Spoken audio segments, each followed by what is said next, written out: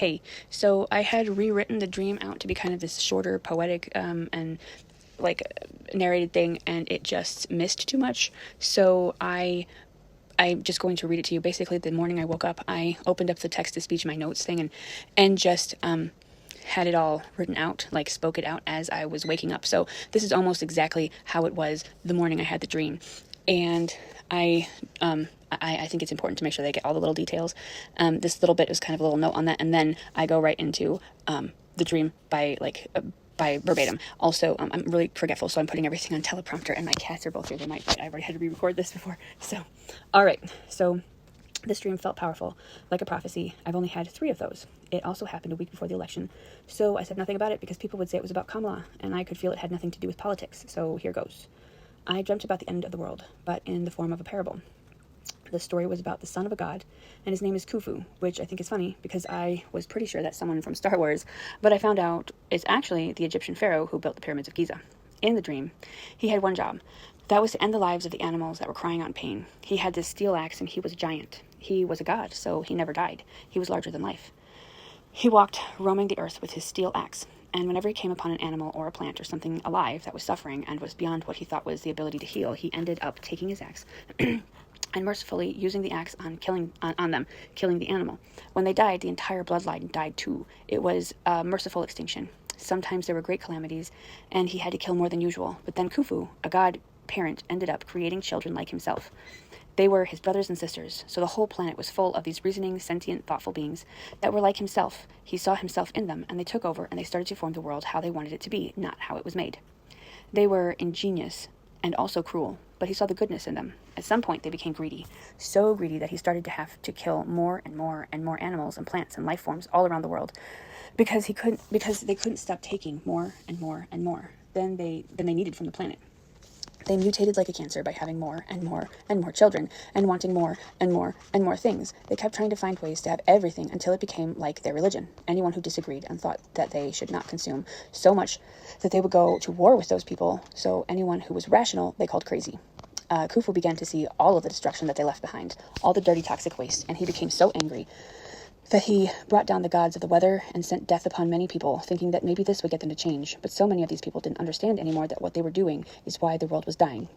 He realized as he had to keep killing more and more animals, thus ending their species' existence, their entire lineage gone. Sometimes before he had even seen one of those animals before, he would come upon a new animal he didn't know, and it would be so badly damaged that he knew he had to end it to save it. He knelt down beside these animals, and he wept, and he wept, and he wept, like no man has ever wept, like he had been holding in his tears for an eternity. So the whole world began to flood with his tears, and the people still didn't change. They didn't know how to change. Most of them, they didn't even cry at the knowledge of people a state away, a city away, a house away who experienced tragedy. It became a morbid curious fascination with the weather, arguing amongst each other how they were or were not responsible. And that's all they did, was argue. No one ever did anything about all the wars. No one stopped them. No one even knew how at this point. People kept killing and killing and killing every day, and his tears and grief got worse and worse and more heavy. I'm sorry, I'm so tired. Until he just couldn't take it anymore. And he knew what he had to do. He approached mankind, and he noticed that man was also suffering. And he was thinking, it looks like they are now in the place where all these other dying animals have been. But he couldn't kill them. Babe, it's okay. He couldn't do it. They were like him. And that was a line he didn't want to cross. He approached people and asked to speak to their leader. A man much like his living self. The leader said many things to try and get Khufu to turn around and walk away. He tried negotiating and bargaining, and he tried threatening him, and then he tried pleading with him, and he lied, and he lied, and he lied. The leader lied. It seemed the only thing he was willing to do was keep on doing what he'd always done. He was so greedy, he didn't even know anything else anymore. Khufu, tears swelling up in his eyes, began to realize what he had to do. He pled with the man to please change, but the man showed himself over and over that he was unwilling to change. Khufu began to raise his axe once more to end the lives of man based on this one leader. They were injured beyond repair. They were suffering, and the only mercy he could think of was one at the end of his blade. Just at the moment he was about to swing down, a tiny figure ran out from the crowd. It was a little girl, her eyes twinkling. She had no idea what she was walking into. All she saw was something shiny and sparkling in the sunlight. She reached for it, and she had a smile on her face. She was so innocent and kind, and Khufu was so taken aback by the stark contrast between this young girl and the leader. The crowd was holding back the mother, who was a beautiful indigenous American woman, but from what tribe I do not know. And the mother started to cry, but the people were fearful, and they held her arms. She screamed for her baby, and Khufu reached his hand down, let his blade rest on the ground, let the baby girl crawl over his giant arm and tickle him as she gave him hugs. The toddler had no idea at all who he was. He was a giant playground as far as she understood. He picked her up with one hand and looked at those eyes like sparkling jewels, and she smiled and giggled as she reached for his nose. She pretended like she had probably seen her grandparents do. Got your nose, I got your nose. Khufu let the baby down. His smile faded because he did not want to harm her. He put his axe... I know, baby, I know. He put down his axe, and he told the man in front of him to go, and never show his face again. He called for the girl's mother. The crowd let her go, and she ran forward. I'm sorry, she's spicy. My cat is spicy. He handed her the baby, and I'm not giving her attention, so. He handed her the baby and asked her to come and speak with him. She gave the baby to her grandparents, turned around, and did what she was told, because how could she not? She looked up at Khufu, and she must have been terrified, but she was obviously trying very, very hard not to show it, as if being still would make her invisible. But she was very visible to everyone. She didn't know what she was about to do and how it would change the world. Khufu looked at her, and realizing what it was he was about to do, he became afraid, because he understood that there must be sacrifice for the world to be whole. So he beckoned her to walk with him, away from the crowd to a boulder he'd seen nearby. He turned towards her and gave her his axe. She was startled and didn't understand, and he said, I can't do this. I cannot carry this burden. It is too much of a weight anymore. I'm asking you, will you take this from me? She thought about it and realized that if she had the axe, she didn't have to kill mankind, and the way Khufu would have. So she took it, and he stopped, and he said, before you walk away, I want you to understand the weight of that axe. That axe is going to call to you whenever there is something suffering beyond repair. It has called me to you today, and it will not relent until there is sacrifice. And so with that, he knelt over the boulder and said, the axe is true. I will be the sacrifice. She became horrified. What had she done? She just bound herself to eons of destruction, but she was not destructive. She didn't even think about how destructive mankind had been. She just knew that she was not like them. And as she began to swing the axe towards Khufu's head, she realized it was true. The axe took over, and it became steady, and she was so afraid that she would be too weak, but it was weightless. Then she began to swing. He stopped and said, wait. And she stopped mid-swing. He looked at her and said, take the longer path. Walk slowly. And she could see that he was pleading with his eyes, and she nodded with understanding. She swung her axe, and with it ended Khufu. And she showed her people what she had done, and she showed them what she had accepted in return, and they cheered, thinking they had been saved. That was the moment that it hit her, the weight of it all, of all the animals crying out at once, and it was so overbearing that she crumbled to the ground, and she wept and trembled, because she understood what it was to carry the axe, and that she could not go back. She had no choice but to carry on exactly as she had done, but she remembered what he said, take the longer path.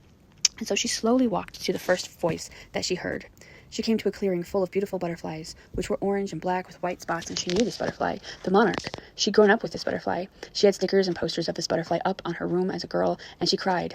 Just as she began to lift her axe, someone came and held her arms. She opened her eyes, and she realized it was her friend, the healer. And she told her, just let her try and save it. Let me try and save it. She saw the butterfly, battered, bruised, broken. The healer came and tended to it very carefully, spent many hours working so hard to save it. And the butterfly flew away. The monarch survived. For a second, the woman felt relief. She was overjoyed at the sight of saving the monarch, but she wasn't done. The voices of thousands, maybe millions of voices, kept hitting her. Their cries, their agony, and their pain. They were physically assaulting her and mentally draining her. So she dragged her axe and kept walking the slow path, but this time she wasn't alone. The healer came with her, and that's when they walked over the hill. As they crested the hill, they saw it. A sea of animals and plants, all in agony, and she understood. She became dizzy with fear at what was happening around her and what she had accepted. The weight of understanding became so heavy, her legs buckled, and she sat there weeping. And as she wept, the skies poured down rain, and the wind blew on the animals, and she realized she had to be strong.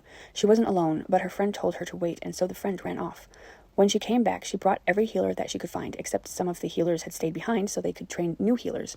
Their plan was, if they tended to every abused, neglected, dying animal, plant, and life form on the planet one by one, if in the end it would burden her very little, if she wouldn't have to sentence so many to extinction.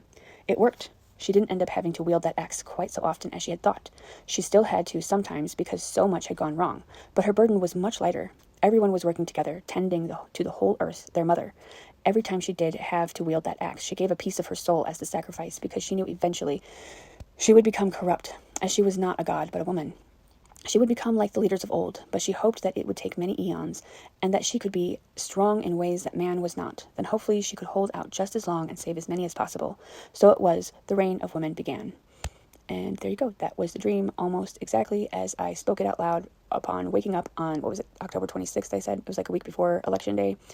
And that is why I didn't say the dream because I figured at the time people would think that I was making a prediction for the election and say, oh, the woman won in the end, so you're saying Kamala's going to win the election. And that is not what this dream is about, like, at all.